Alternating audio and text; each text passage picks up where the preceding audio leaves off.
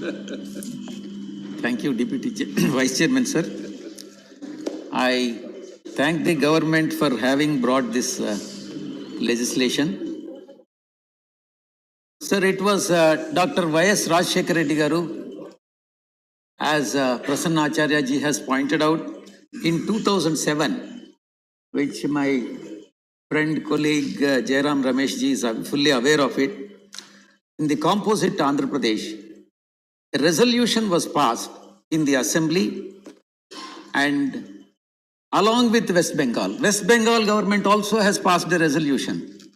And both the state governments, Andhra Pradesh government as well as the West Bengal government, passed the resolutions and sent it to central government for legislating it under Article 252 of the Constitution. Sir, under 252 of the Constitution, which allows the Parliament to make laws on the state subjects which will apply to those states that pass a resolution requiring such law.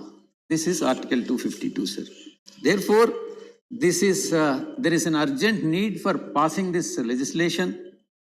And in case if opposition wants to make some suggestions, they are welcome to make the suggestions, and there is no need to delay the legislation. And the suggestions that will be given by the opposition may be considered by the government. And select committee, I am not talking about the select committee because I feel that there is an urgency to make the legislation as of now, and because two of the state assemblies have passed the resolution and there are a lot of issues involved there, sir. Sir, this, as I have said, the bill is urgently needed because the National Register of, according to the National Register of Large Dams, there are about 5,745 large dams, and 75% are more than 20 years old. And there are about 220 dams of relatively smaller size, which are 100 years old.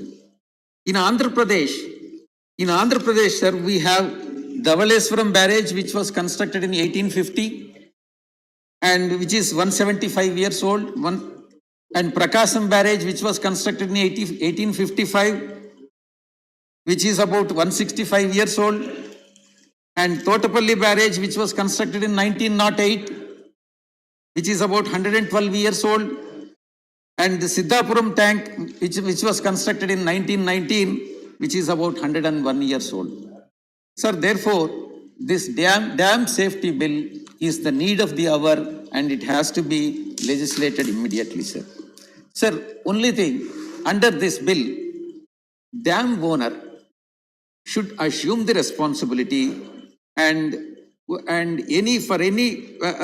ensure that they do not suffer, these old dams should not suffer any breach or cause damage to the life and property, and proper monitoring mechanism is very much essential, sir.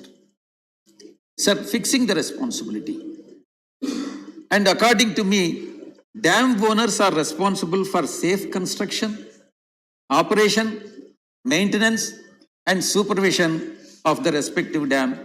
There has to be, my suggestion in this regard would be, they must provide a dam safety unit for each dam, whether central government does it or respective dam owner does it.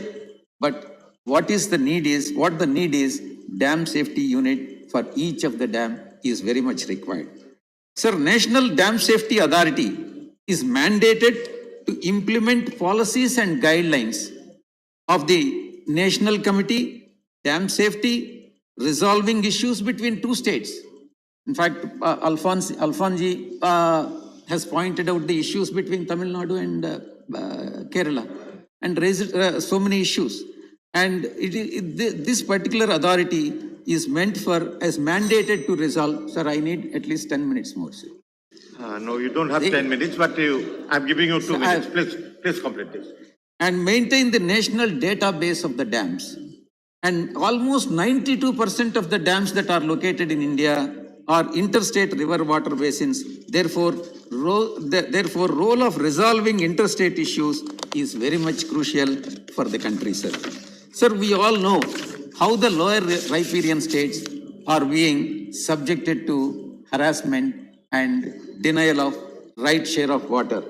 Sir, in fact, in AP, in so far as AP is concerned, the upper riparian states have infringed the rights of AP, and AP did not get the water, even today, it does not get the water, fair share of water, which Andhra Pradesh is entitled to. Sir, 65% of the Andhra Pradesh population, it is basically an agrarian state or agriculturists, and they depend on the agriculture. This adjudicating mechanism is just, fair, and should be efficient so that justice is done to the people of the country and more particularly the farmers. Sir, I have some concerns which I would like to bring to the notice of the Honorable Minister, and I request the Honorable Minister to kindly pay the attention to this. Sir, amendment to the schedules.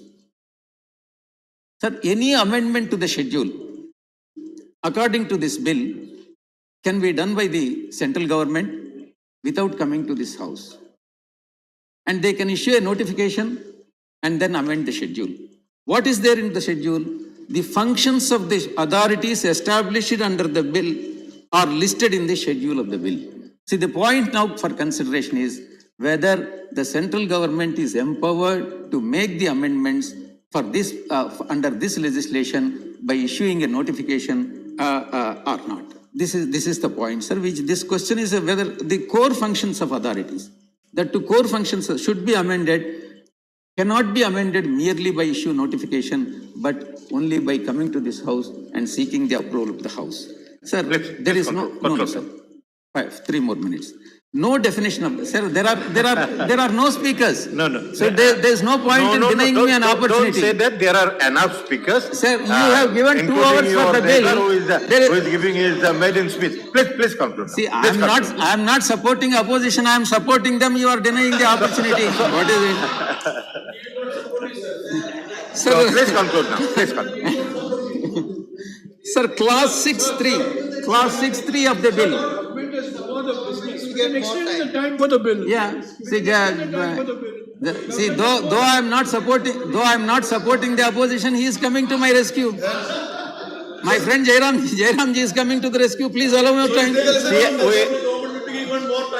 I have extended time of every speaker. You had 3 minutes. You already have spoken 8 minutes, 7 minutes.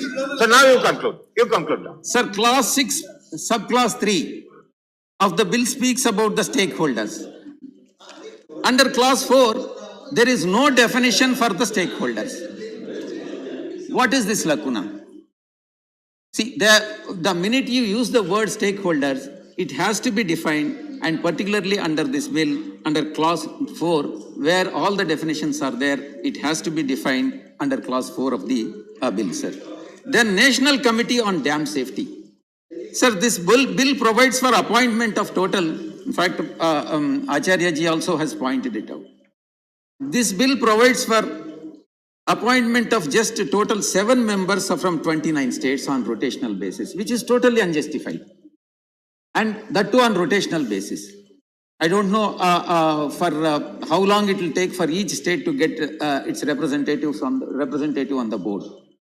It is totally unfair, unjust, and not tenable.